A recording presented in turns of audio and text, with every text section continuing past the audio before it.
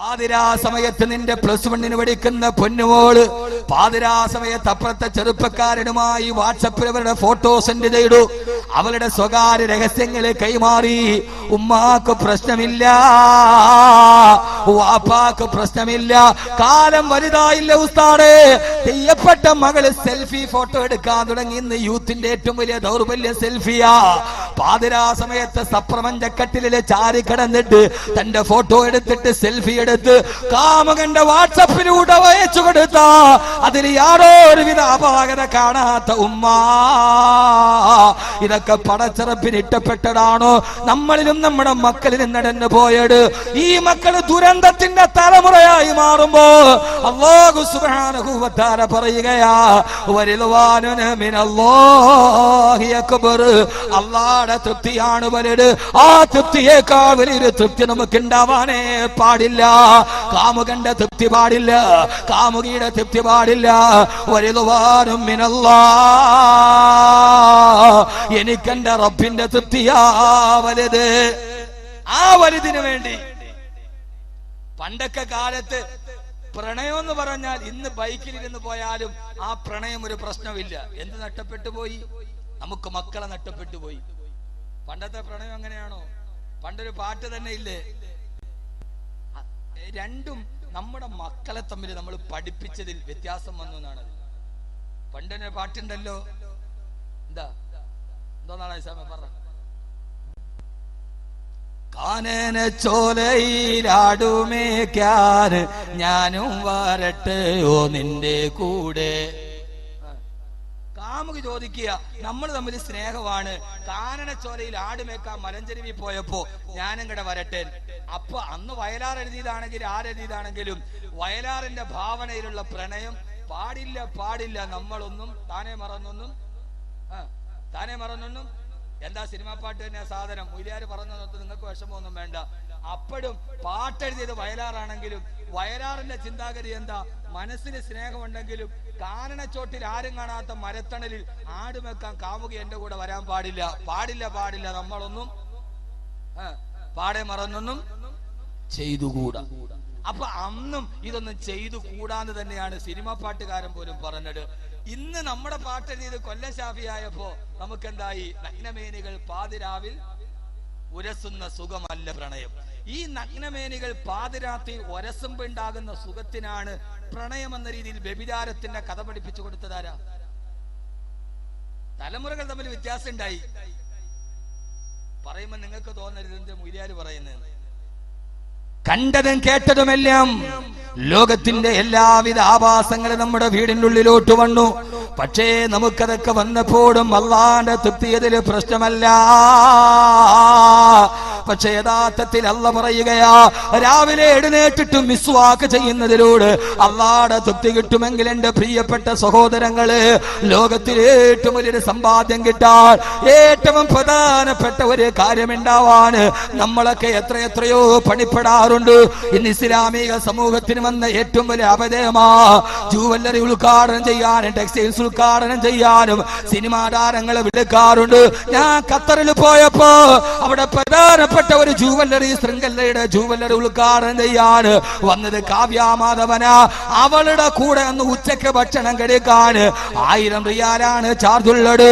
ഏറ്റവും വലുതായി കാവ്യാമാധവൻ എന്ന് പറയുന്ന 6 മാസക്കാലം ഒരു ഭർത്താവിന്റെ കിടപ്പറയിൽ അടങ്ങി കിടക്കാത്ത പെണ്ണിന്റെ കൂടെ ഒരു പ്രാവശ്യം ഒന്നിരുന്ന് ഭക്ഷണം കഴിക്കാൻ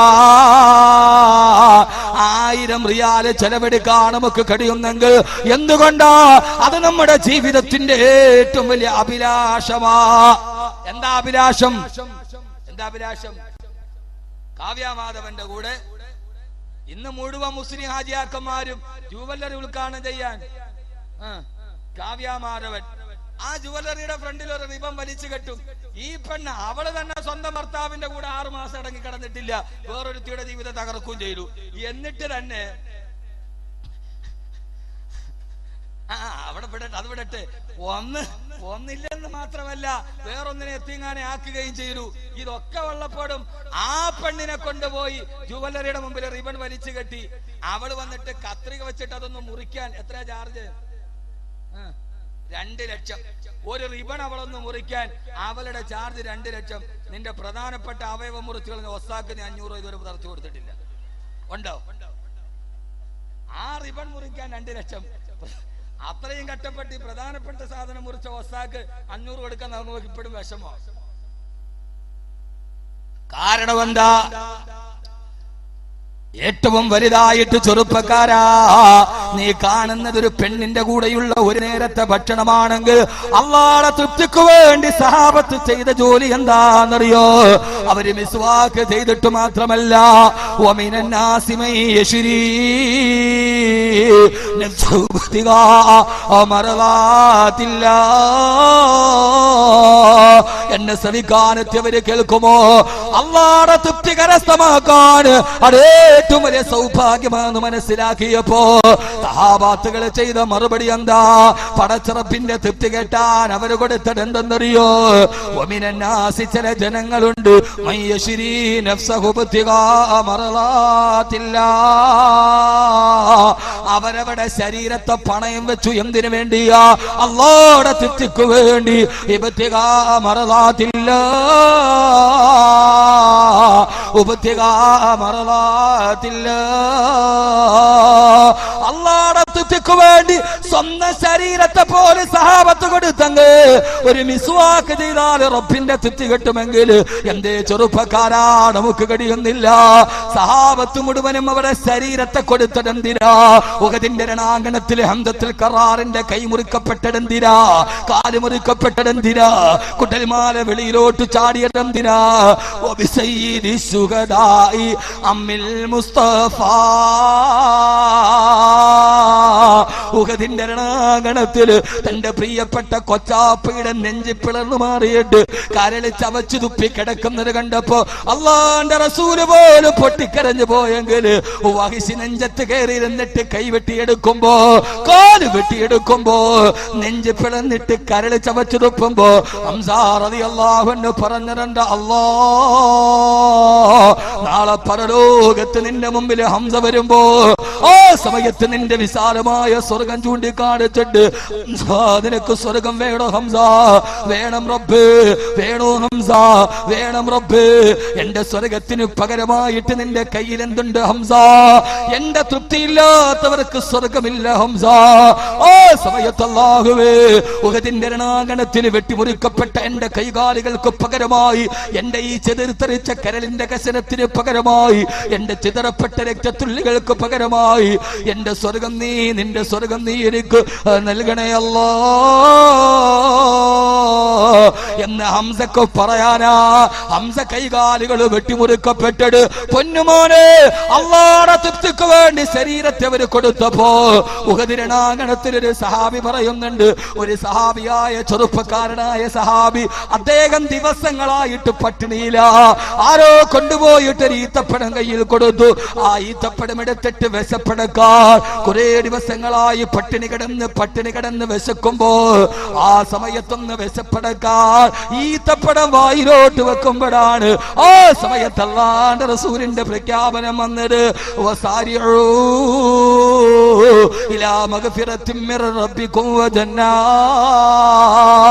അല്ലാഹുവിന്റെ ആകാശഭൂമികളെക്കാൾ വിശാലമായ സ്വർഗത്തിലേക്ക് ഓടി വരിക. അല്ലാഹുവിന്റെ റസൂൽ ഈ ആയത്ത് പറയുമ്പോ സ്വർഗത്തിലേക്ക് ഓടി വരാൻ വരുമ്പോ പടച്ചറപ്പിന്റെ തൃപ്തി വിട്ടുന്ന കാര്യമല്ലേ.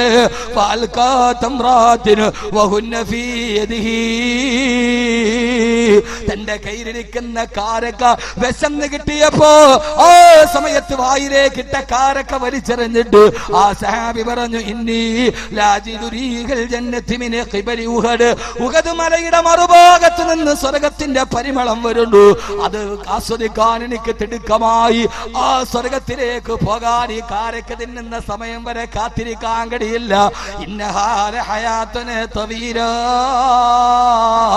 കാരക്ക തിന്നുന്ന സമയം വളരെ ദൈർഘ്യമാണ് പറഞ്ഞ് പട്ടിണി കിടന്നപ്പോ കിട്ടിയ കാരക്ക വലിച്ചെറിഞ്ഞിട്ട് ഉഹദിന്റെ രണാങ്കണത്തിലേക്ക് പോയതെന്തിനാ? വമിനന്നാസി മൻ യശ്രീ നഫ്സഹു ഇബ്തിഗാ മർളാത്തില്ലാ. പടച്ചറപ്പിന്റെ തൃപ്തിക്ക് വേണ്ടിയാണെങ്കിൽ വരിളുവാനും മിനല്ലാഹി അക്ബർ, അല്ലാഹുവിന്റെ തൃപ്തിയാണ് വലുതായി കരുതുന്നതെങ്കിൽ എന്റെ പ്രിയപ്പെട്ട മുസ്ലിം ചെറുപ്പക്കാരാ, പോരയിടത്ത് താമസിക്കുന്ന യൗവനത്തിന്റെ കരുത്തുറ്റ പ്രതീകമായ ചെറുപ്പക്കാരാ, എന്തേ പടച്ചറപ്പിന്റെ തൃപ്തി നിനക്ക് ഇഷ്ടമല്ല? അല്ലാഹുവിന്റെ തൃപ്തി നിനക്ക് വലുതാകുന്നില്ല, നിന്റെ പാർട്ടിയുടെ തൃപ്തി നിനക്ക് വലുതാ. ഇവിടെ ധാരാളം കോൺഗ്രസ് പാർട്ടിയിൽ പ്രവർത്തിക്കുന്നവരുണ്ടാകും, കമ്മ്യൂണിസ്റ്റ് പാർട്ടിയിൽ പ്രവർത്തിക്കുന്നവരുണ്ടാകും, ഡിവൈഎഫ്ഐയുടെ പ്രവർത്തകരുണ്ടാകും, യൂത്ത് കോൺഗ്രസിന്റെ പ്രവർത്തകരുണ്ടാകും, KSUവിന്റെ പ്രവർത്തകരുണ്ടാവും, SDP-യുടെ പ്രവർത്തകരുണ്ടാവും, ധാരാവിധ രാഷ്ട്രീയ പാർട്ടിയിൽ പ്രവർത്തിക്കുന്നവരുണ്ടാകും.